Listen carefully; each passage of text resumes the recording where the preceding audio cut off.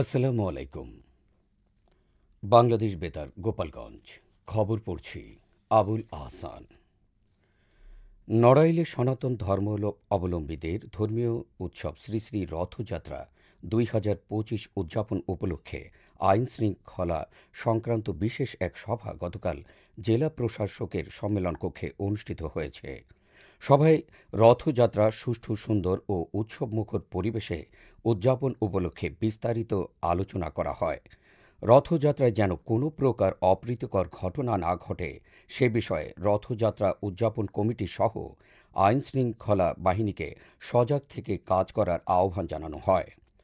জেলা প্রশাসক শারমিন আক্তার জাহানের সভাপতিত্বে অতিরিক্ত জেলা প্রশাসক সার্বিক লিঙ্কন বিশ্বাস, পুলিশের ঊর্ধ্বতন কর্মকর্তা সহ রথযাত্রা উদযাপন কমিটির সদস্যরা এ সময় উপস্থিত ছিলেন। মাদারীপুরে ঐতিহ্যবাহী এম হাফিজ মেমোরিয়াল পাবলিক লাইব্রেরির সংস্কার কাজের গতকাল উদ্বোধন করা হয়েছে। জেলা প্রশাসক মোসাম্মদ ইয়াসমিন আক্তার এ সংস্কার কাজের উদ্বোধন করেন।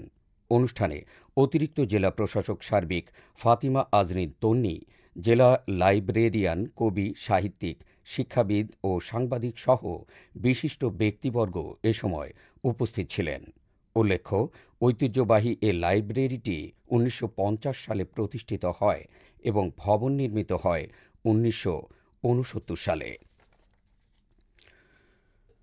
শরীয়তপুর সদর হাসপাতালের অনিয়ম, দুর্নীতি, দালালের দৌরাত্ম্য ও নিয়ম বহির্ভূতভাবে অর্থ আদায়ের অভিযোগে অভিযান পরিচালনা করেছে দুর্নীতি দমন কমিশন দুদক। গতকাল সকালে দুদকের মাদারীপুর সহকারী পরিচালকের কার্যালয়ের ৫ সদস্য বিশিষ্ট একটি টিম এ অভিযান পরিচালনা করে।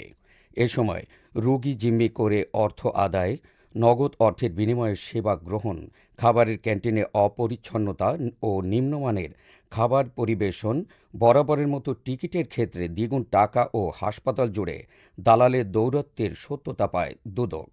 এছাড়া টেন্ডার বাণিজ্য ও ক্লিনিক বাণিজ্যের বিষয়েও অভিযান পরিচালনা করে এ বিষয়ে মিশনকে লিখিতভাবে জানিয়ে ব্যবস্থা নেওয়ার কথা জানায় দুদক। এদিকে শরীয়তপুর সদর উপজেলায় ২টি ব্যবসা প্রতিষ্ঠানে অভিযান চালিয়ে ৮,০০০ টাকা জরিমানা করেছে জাতীয় ভোক্তা অধিকার সংরক্ষণ অধিদপ্তর। গতকাল সকালে আঙ্গারিয়া বাজারে এ অভিযান পরিচালনা করা হয়। এ সময় ক্রয় বিক্রয়ের রসিদ না থাকায় নকল পণ্য বিক্রি এবং অপরিচ্ছন্ন থাকার দায়ে ডিফারেন্ট রেস্টুরেন্টকে ৫,০০০ টাকা এবং ভাই ভাই হার্ডওয়্যারকে পণ্যের মোড়ক না থাকায় ৩,০০০ টাকা জরিমানা করা হয়। জাতীয় ভোক্তা অধিকার সংরক্ষণ অধিদপ্তর শরীয়তপুর জেলার সহকারী পরিচালক জান্নাতুল ফেরদাউস এ অভিযান পরিচালনা করেন। ফরিদপুরে ৬ দফা দাবিতে অবস্থান কর্মসূচি পালন করেছে স্বাস্থ্য সহকারীরা। গতকাল সকাল ৯:৩০টায় শহরের স্বাস্থ্য ও পরিবার পরিকল্পনা কর্মকর্তার কার্যালয়ের সামনে এই কর্মসূচি পালন করা হয়। এ সময় নিয়োগ বিজ্ঞপ্তি সংশোধন পূর্বক স্নাতক সংযুক্ত করে ১৪তম গ্রেডে প্রদান ও ইন সার্ভিস ডিপ্লোমা প্রশিক্ষণের মাধ্যমে ১১তম গ্রেড উন্নতিকরণ সহ টেকনিক্যাল পদমর্যাদা প্রদান ও পদোন্নতির ক্ষেত্রে ধারাবাহিকভাবে পরবর্তী উচ্চতর গ্রেড প্রদানের দাবি জানান বক্তারা। ফরিদপুরে পুত্রবধূকে ধর্ষণের দায়ে শ্বশুরকে যাবজ্জীবন কারাদণ্ডের আদেশ দিয়েছে আদালত। একই সাথে ৫০,০০০ টাকা অর্থদণ্ড প্রদান করা হয়েছে। গতকাল ফরিদপুর নারী ও শিশু নির্যাতন দমন ট্রাইব্যুনালের বিচারক শামীমা পারভিন এ রায় দেন। আদালত সূত্রে জানা যায়, ওই গৃহবধূর স্বামী প্রবাসে থাকার সুযোগে ২০১৯ সালের ২০ এপ্রিল শ্বশুরের ধর্ষণের শিকার হয়। এক পর্যায়ে গর্ভবতী হয়ে পড়লে বিষয়টি জানাজানি হয়। পরে একই বছরের ৮ জুন নগরকান্দা থানায় নারী ও শিশু নির্যাতন দমন ট্রাইব্যুনালে মামলা করেন ওই গৃহবধূর ভগ্নিপতি। সাজাপ্রাপ্ত ব্যক্তি নগরকান্দা উপজেলার গোয়ালপোতা গ্রামের আমির খাঁর ছেলে। রায় ঘোষণার সময় আসামি উপস্থিত ছিলেন। পরে তাকে পুলিশ প্রহরায় কারাগারে নিয়ে যাওয়া হয়। নড়াইলে সাপের কামড়ে ফণীভূষণ দাস নামে এক গ্রাম পুলিশের গতকাল মৃত্যু হয়েছে। সদরের মাইজপাড়া ইউনিয়ন পরিষদের পুলিশ জানায়, ফণীভূষণ বাড়ির পাশে চিত্রা নদীতে মাছ ধরতে গেলে তাকে সাপে কামড় দেয়।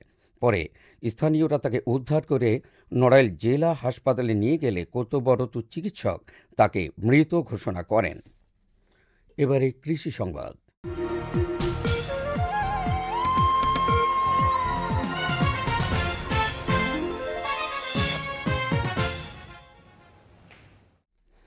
গোপালগঞ্জে খরিফ এক মৌসুমে ৯০ মেট্রিক টন মরিচ উৎপাদনের লক্ষ্যমাত্রা নির্ধারণ করা হয়েছে।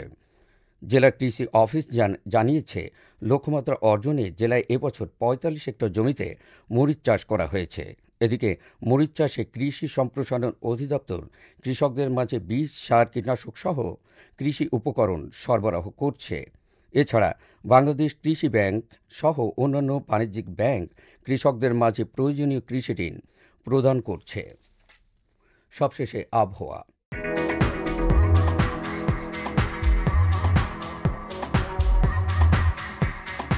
আজ বেলা ১টা পর্যন্ত আবহাওয়ার পূর্বাভাসে বলা হয়েছে, দেশের অভ্যন্তরীণ নদীবন্দর সমূহের জন্য কোনো সতর্কবার্তা নেই এবং কোনো সংকেত দেখাতে হবে না। খবর শেষ হলো।